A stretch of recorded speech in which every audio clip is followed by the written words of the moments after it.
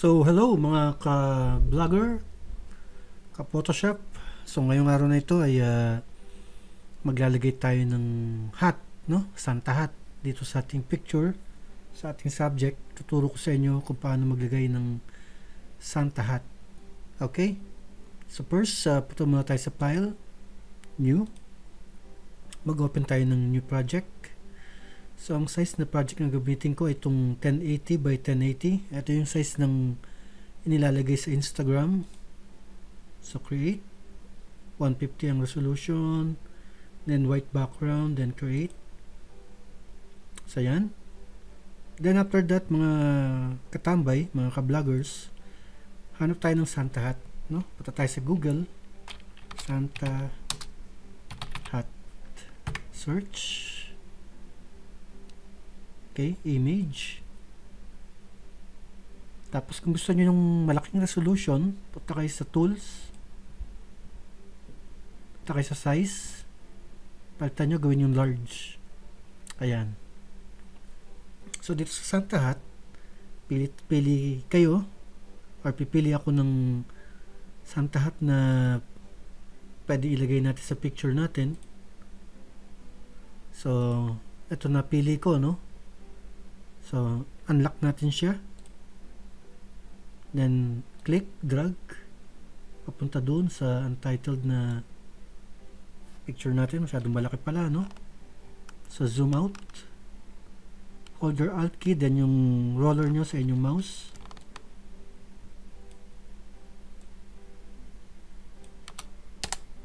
Yan.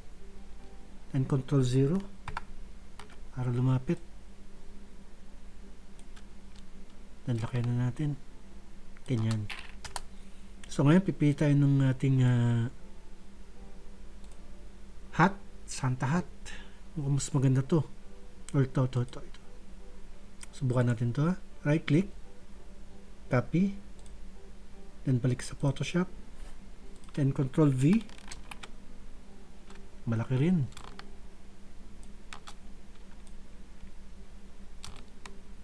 So, dito, pwede mong i-blending siya sa multiply. Subukan natin sa iba. Darken.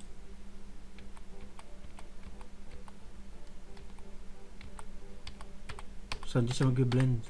No? So, normal ulit natin. Gagawin natin. Zoom in natin. So, gagamit tayo ng Magic Eraser Tool. Magic Eraser tool natin, bawasan natin yung tolerance na gawin natin 10. Then click natin. Ayun, tinamaan yung white niya, no? Control Z, undo. Ang tolerance gawin natin 5. Then click natin. Tinamaan pa rin. So ngayon gagamit tayo ng polygonal lasso tool. So kakat natin siya mga katambay, ka-vlogger. So yan, unti-unti.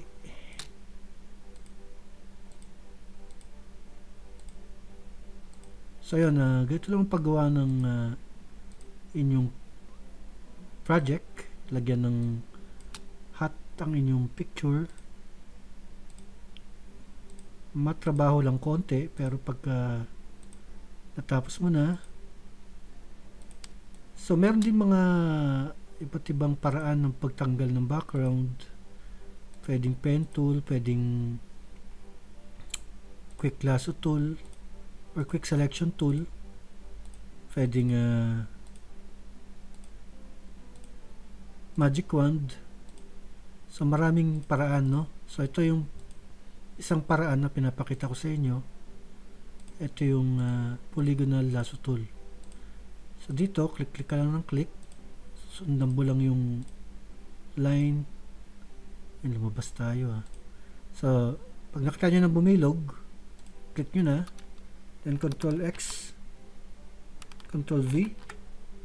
So, yan. So, delete natin ito na sa ilalim ng layer.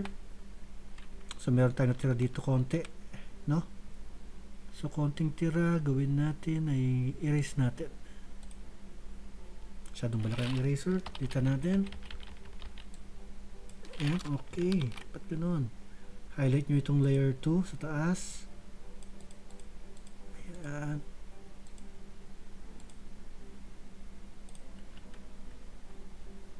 So, ayan. Yan tayong hat. Ayan, mga katambay, mga ka-vlogger. Ating hat. Santa hat. No? Masyadong malaki, no?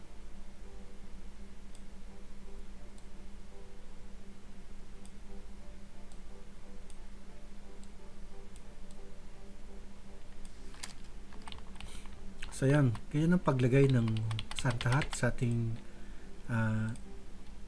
subject. So, meron pa tayo bang picture dito? Ito, tagalin natin itong ating so, palitan natin ng size. Pwede natin palitan dito ang image size natin. No? Punta ka sa image size. So, 1080 lang tayo. 1080 by hindi siya nagpabago. So, yun na. 1080 by 810. 72 megapixels ang ating then click OK. Yun lang. So, what happened? Why? Yan. Too much time. Oops. Too much small. Control 0 para lumapit.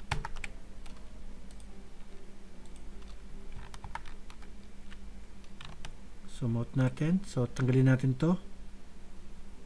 So, patanggalin. Press C or crop in your keyboard. Adjust lang natin ganyan. Then, click enter or click this check.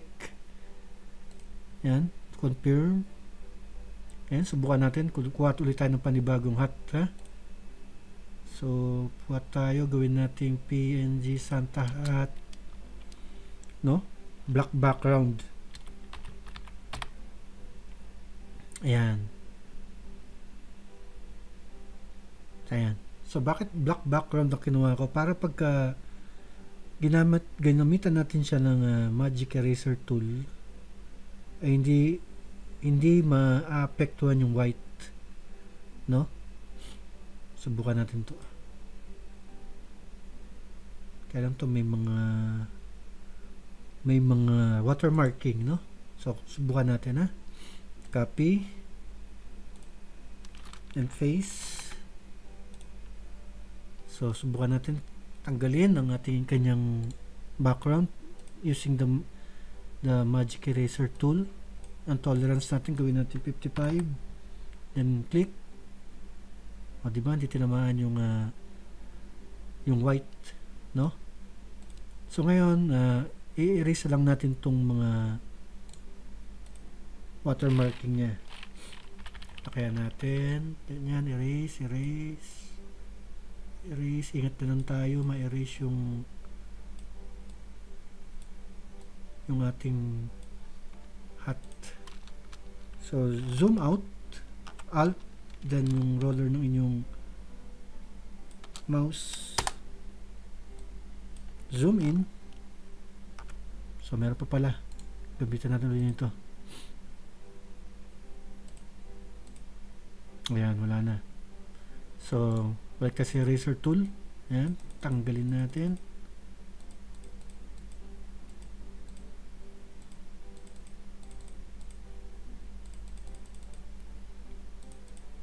So, ngayon, meron tayong hat dito. Pwede, no? So, zoom in natin. Itong puti rito, itim na to, tatanggalin natin. Magic Eraser tool. Ayan. So, yung white dito, gagawin nyo, punta kayo sa brush. So, ito yung isang technique din. Pwede rin itong brush. Then, siguraduhin yung white ang inyong background color, ang inyong foreground. Then, pinturan nyo ng white. Yan. Saan pa ba? Wala na. Ito naman, para makuha nyo yung same color, click nyo ito. Takay sa color picker. Yan. Click nyo dyan, eyedrop, and click OK. So, yan yung kulay niya. I-paint nyo na siya dyan. So, litan nyo lang yung inyong brush.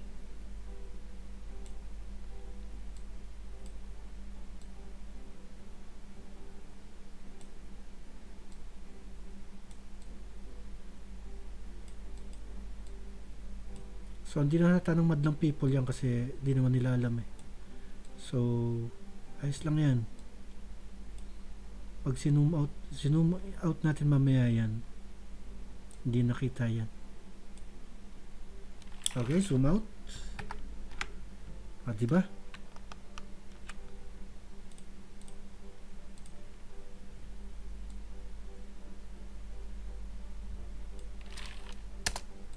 Mas okay ito, no, mga katambay. So, yan lang mga katambay ang ating paggamit, paggawa, paglagay ng Santa hat sa ating picture. So, gusto nyong adjust ang inyong picture, punta kayo sa image, auto-tone. Yan, para lumiwanag. So, gusto nyo palitan yung inyong background, punta kayo sa Google uli. So, punta kayo sa Christmas, type nyo ayun, Christmas background, Christmas wallpaper, background na lang. Ayan, marami dyan, mapipili kayo ha. Pili kayo ng inyong gustong i-background sa inyong project. So, piliin natin yung large size. Mas okay yata ito. Okay ito.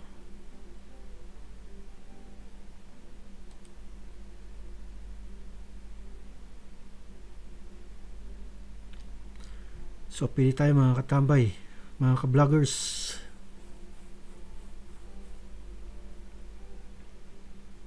Subukan natin itong open. Right click, copy. Kaya lang malit lang siya. Tignan natin ha. Yung resolution niya kung maganda. So, click nyo dito sa baba, then Control V. So, yan yung background nyo. So, ang gagawin natin, natanggalin natin siya sa kanyang background. So, select nyo itong highlight nyo itong background nyo. Punta kayo sa select. Click nyo itong subject. Yan. So, ngayon, automatic na siya. Tatanggalin niya yung ating background sa kanyang picture. So, yan ang kagandahan ng bagong Photoshop.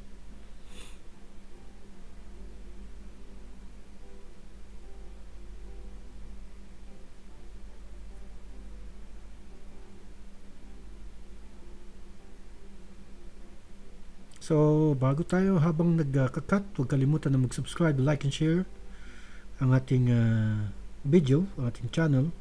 So, ayan mga katambay, na kita nyo yung line na yan, na-select na niya yung ating picture. Ang gagawin nyo, Ctrl J. Ayan, so humiwalay na yung picture sa background. So, i-hide natin itong ilalim. So, yan na, wala na siyang background, ano? Pakita natin itong isa. Lagay natin sa ilalim. Lakihan natin. Ayan na mga katambay, mga ka-vlogger. Kita nyo? So, kita din yung mga itim-itim ng ating picture kanina, no? So, click nyo lang dyan, matatanggal na yan. Yan.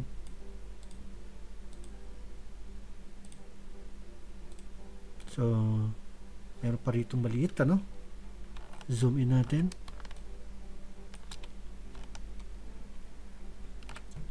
May nakikita pa rin akong itim dito. Salitan natin ang mouse natin. Konting click lang. So, yan eh, siguro yung buhok. Yung buhok nga ng tao yan. So, yun. Delete na natin. Erase na natin. So, ito naman, kita yung guhit ng watermarking. Control 0.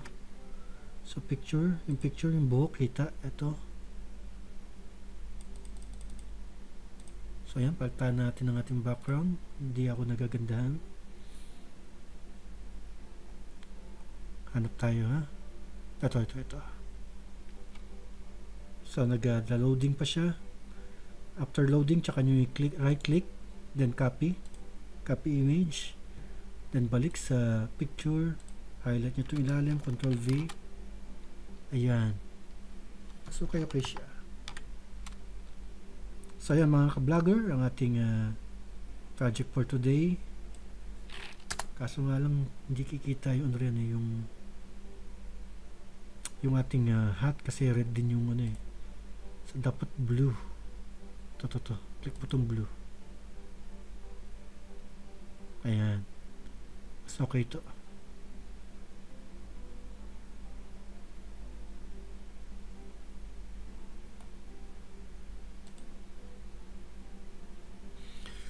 So, pili-pili lang tayo, mga ka-vlogger, ng ating ipa-background sa ating picture. Pili lang kayo kung anong gusto nyo. Marami dyan sa internet ang maaari nyo magamit sa inyong project. So, hintayin nyo matapos mag-load. Right click, copy, go back to Photoshop, highlight nyo itong layer nyo sa ilalim, paste. Ayan. Much better. So, yun lamang pa mga ka-vlogger. Hanggang sa muli. Sana meron kayong natutunan ngayong araw na ito. At huwag kalimutan i-write or i-click ang notification bell para notify ka sa ating mga bagong video na ina-upload. Yun lamang po. Maraming salamat. Don't forget to subscribe. Bye-bye.